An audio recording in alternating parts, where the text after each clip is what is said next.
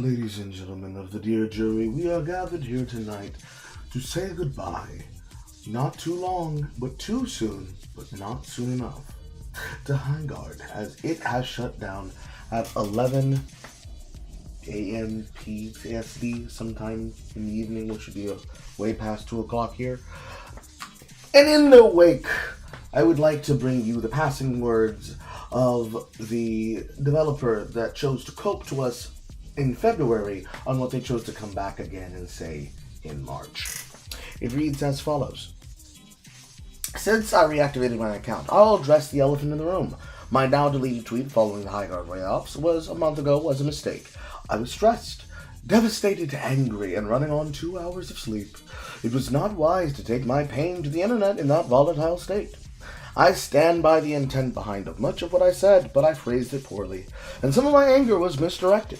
I believe the online discourse around Highguard has very dark corners that may have accelerated the timeline of our failure beyond the natural outcome of reasonable critique, but it wasn't the primary cause, and I don't personally believe the ultimate outcome would have been thoroughly different without it. There were a lot of elements involved, and there was no way to know how it would have gone under different circumstances. I find it very interesting that this was a phrase made by Joshua Bell, because the other statement that went along with it was the fact that he had restored his Twitter account a few days before the 1 month no cover date because he valued the connections he made on here, keeping replies locked to accounts he follows for the time because he maintains the right to protect his mental health, and that he'll be moving on to his next chapter. Thanks for listening. What a sweet thing for him to have said. I wonder if he continued doing that up to this point. No, he did not. So, just to give a little bit of revision, a little bit of recap, we remember him for the article that he chose to write, where he chose to go through and blame the audience for things that we did not do to him.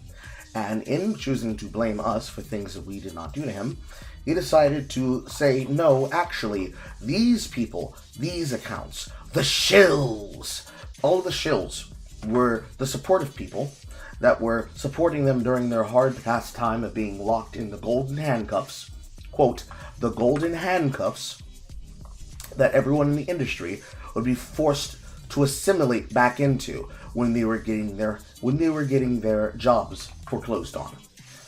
And unlike taxes of evasion and their studio and their closure, something that's very notable with the closure of Wildlight, or at least with the closure of Highguard, if not moving forward with Wildlight, that I find to be very interesting between the layoffs and those that remain, is that the thing that is the wildest part is that every single step of the way where they could have been able to do their job, they demonstrated a lacking understanding of what gamers actually wanted and needed and what was a bare bones product.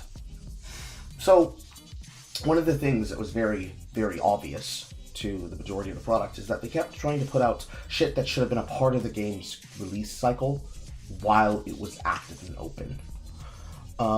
Bringing along the idea that you're going to add the actual skill-based system, that you're going to incorporate the actual skill trees and additional content that was necessary for the game in the first place, was a very special child for the farewell choice to make during the timeline of its existence. So, when they chose to put out the final patch of the farewell tour, they removed Raid Rush, which was the fast-tracked 5-on-5 and 3-on-3, while returning 3-on-3 raid mode, and adding on a skill progression system and an account progression system as a part of Highguard Episode 2 of the releases that were going to be made between the launch in January and the second episode of the roadmap from February to March, which they only lasted for 3 months. They included this system as well as an actual tracking system on their microtransactions, and then on top of that, an actual account progression system towards the end of the game's life cycle, as they weren't able to get everything they wanted done. This bare bones skeleton system is very odd because we've all said what we've had to say on the piece of the matter, right? How does a studio that is allegedly indie, who wants to break out of the golden handcuffs of the industry, make slop like this from the industry? Because they are backed by Tencent. All the articles are already out on that. We already know that part. But here's the part that I find interesting. You knew that you had content that you could have released as a part of its elegancy. You didn't. You knew that you didn't have enough there, and you needed to not release it in this bare-bones state. You knew that, and you still did it anyways. And then you blamed the gamers by saying the system was being rejected by people who were making a meme out of the game, instead of the game itself being bad. We've all discussed that as well.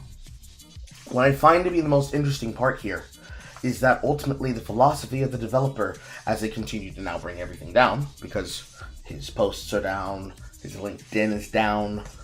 The thing I find interesting here that's really abandoned, it's the damnedest thing. You would have never expected it. Oh, nigga, Dell is back again, because guess who worked on that game? Yeah, it happened to him twice. You took his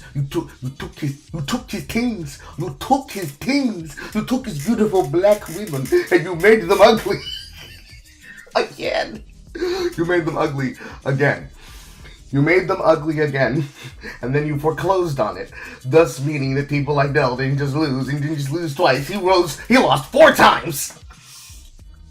Because your design was bad, your game was bad, the loop was bad, it was uninspired, it was kept in this bubble state where it completely collapsed in on itself because it couldn't handle the scrutiny of actual people outside of the hug box, and then you continue to blame us. Even if you say, I came back to accept my apologies, it was accelerated by accelerationists that wanted the game to die. No. It lasted for 45 days because you didn't actually want real criticism and feedback. Because you decided that the feedback that you really get from people like myself would have been incel baby rage, instead of actual, real, constructive criticism that would have helped you fix and change the game. And lo and behold, on your last patch, you put in exactly the kinds of things that we would have told you needed to have. Because why would I play a game just for the sake of throwing matches and throwing hands if there isn't actually progression behind it?